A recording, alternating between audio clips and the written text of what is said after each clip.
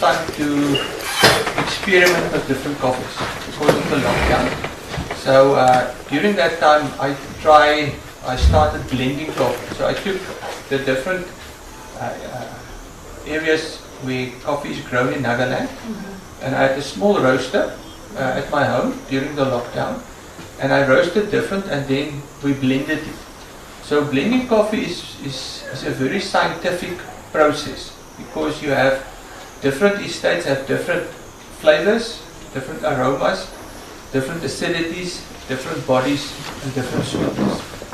So to blend coffee, you have to blend specifically that if you put it together, it becomes a good coffee.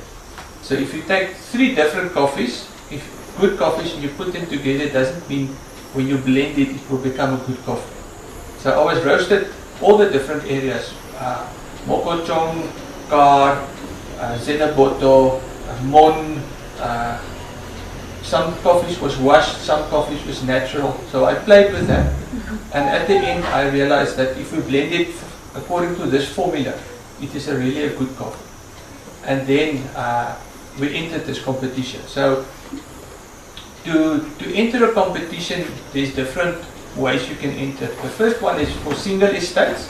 The single estate means the whole area belongs to one farmer, and it's all the same region. That is single estate. That is the one area of competition, and that is the highest level of award if you get a single estate. So we didn't enter single estate because I wanted to blend the different coffees. So after we blended, we entered for the blend, black coffee blend. So we took all the coffee, we hand-picked it, took out all the to make sure the coffee is extremely well quality.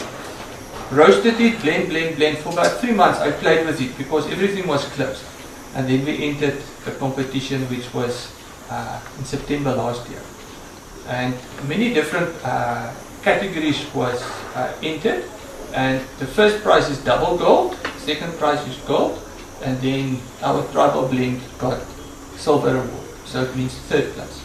So it was for us as a company, it was extremely well, because the moment you compete with other international players, you get your benchmark. If you don't compete, you don't know, because the judges is from different areas. So if I just drink Nagaland coffee and I don't experience other coffees, you don't get a wider variety. So there was coffee from Thailand, coffee from South America, different estates entered. So for us it is a great achievement to see that all the processes that have been developed through the years are starting to get recognized. So Land Resources have worked very long with me since I came here. They've really been helpful establishing the right varieties, the right quality. So if you just go back to where you start, to get good quality you need the right variety. You need the word we use is terroir. Terroir is a French word, means for the environment, which means the soil, the shade, the climatic condition, the microclimate. All those things add to the quality of the coffee. So that is where Land Resources have really spent a lot of time developing the right climatic condition for all the different types of coffee. So once you've established the right area, the trees is planted, and then post-harvesting processes is the next big challenge. So if the groundwork is ready, like the foundation upon which you build further, if that is not ready, you can never develop good coffee. So that is what the Land Resource Department have really done very well. Slowly now we will focus going forward in developing better quality post-harvesting process so that at the end Nagaland can be a world contender for renowned for good, organic, highly flavored coffee. So we are privileged that we got this recognition. So it is into the right steps that we are going. So that is just in short how we did enter, and it's an honor that we can share it because it's a big team. It's not just outside South Africa, if the work is not done properly and the farmers is not trained well, we will not have achieved that. So with this award, the department has set a benchmark, as you have said, in coffee plantation. So what is the way forward, or what is the next step for coffee production in the state? So the next step is, once you go into production, is to develop quality coffee and to develop it consistently.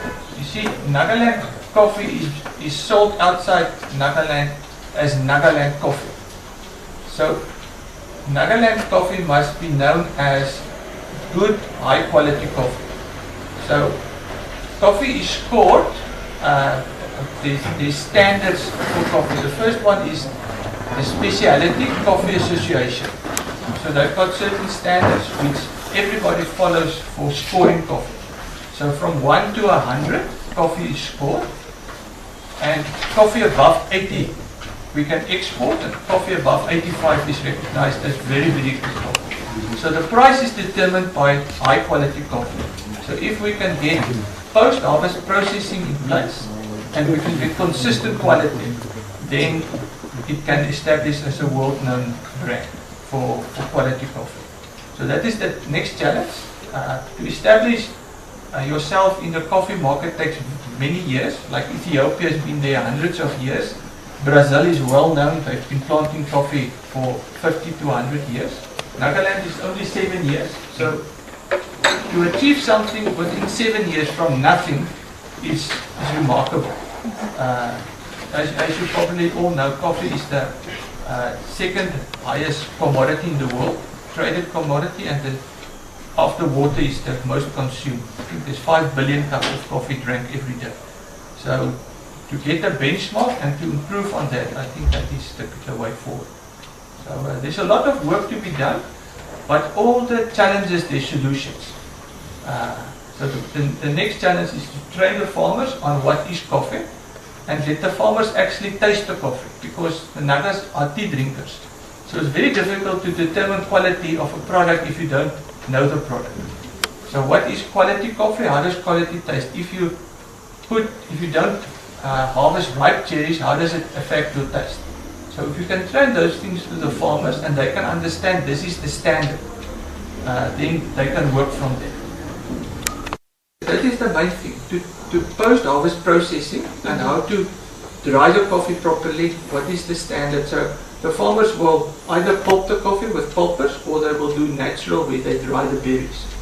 So how to properly dry that is of high importance, and then also to introduce technology, like introduce moisture meters, how to measure sugar. You get a refractometer where you measure the sugar in the berry before you pluck it.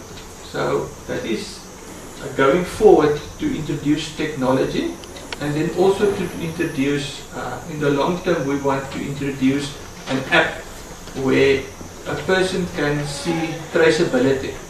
So for instance, say you're in London and you drink a cup of coffee, you have that bar code. So if you press the barcode, you can go back and see this is the farmer. So you can realize this cup of coffee comes from that farmer.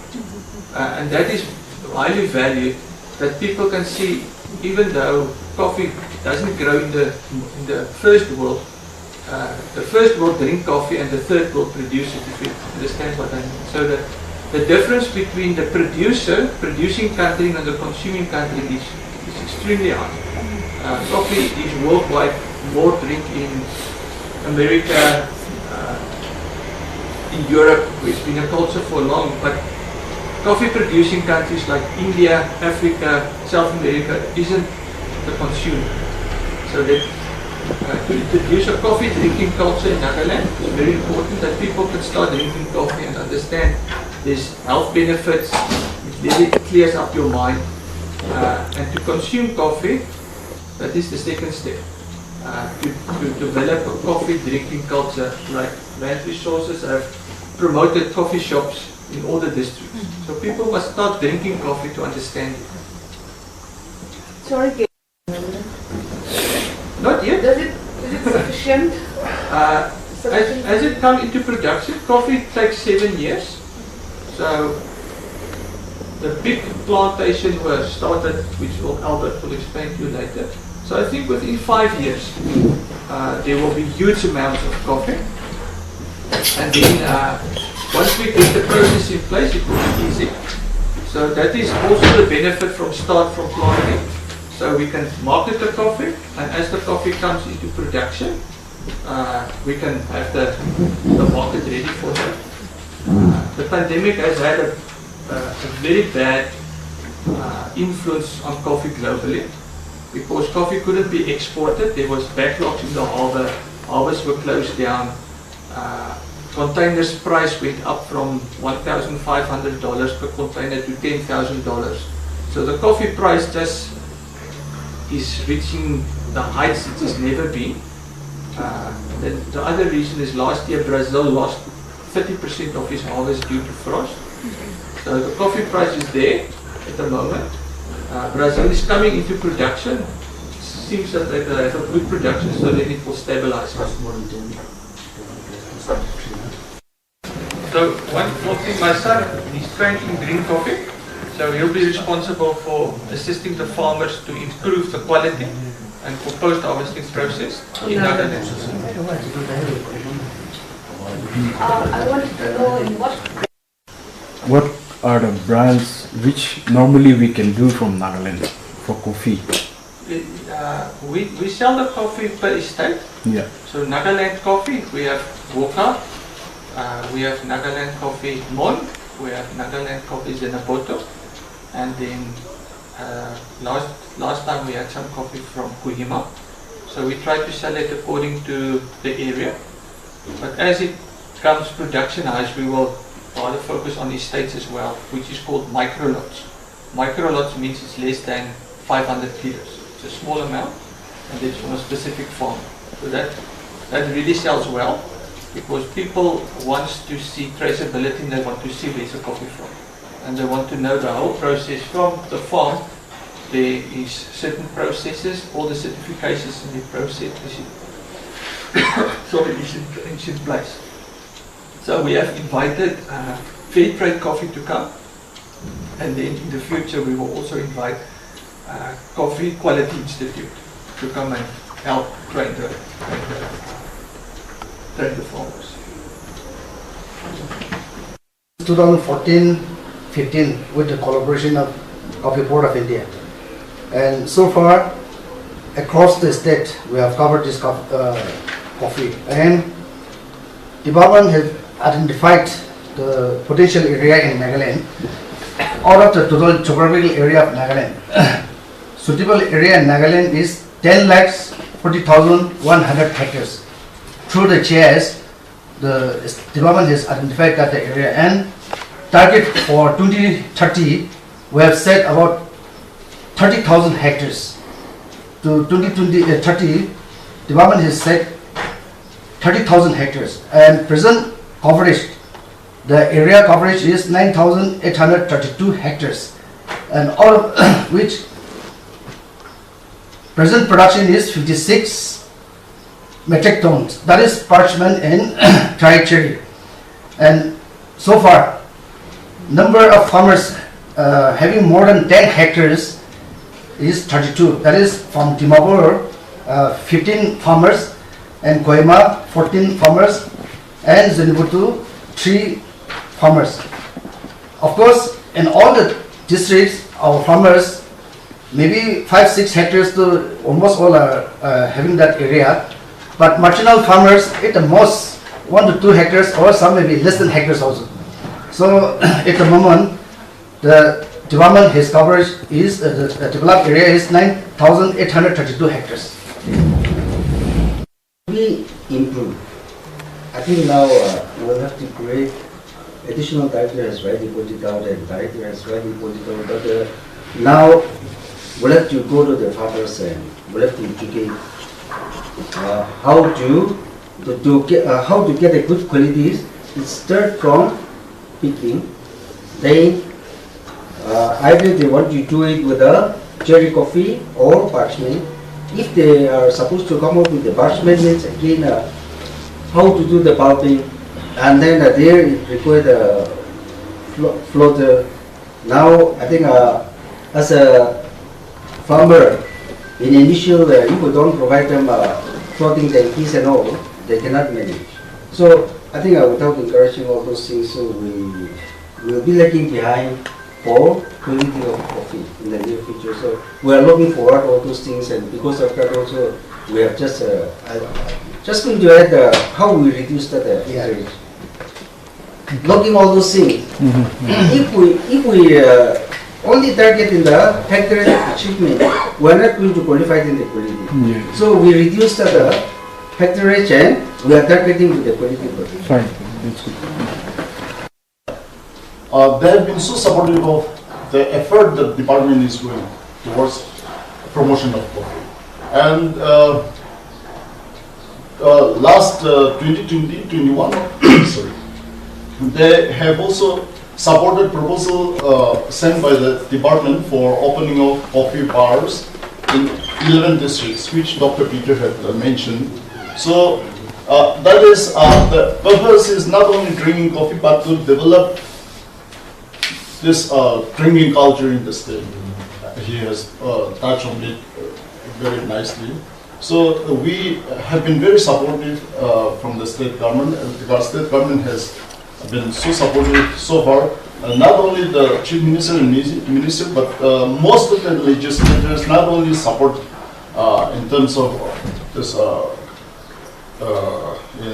narrative, but they themselves have been doing farming, and they have been showing people in their own locality why coffee and what is there in coffee. So we are also very thankful to the state government for understanding people's need, people's desire to come out of this economic difficulties and improve their economic standard through coffee.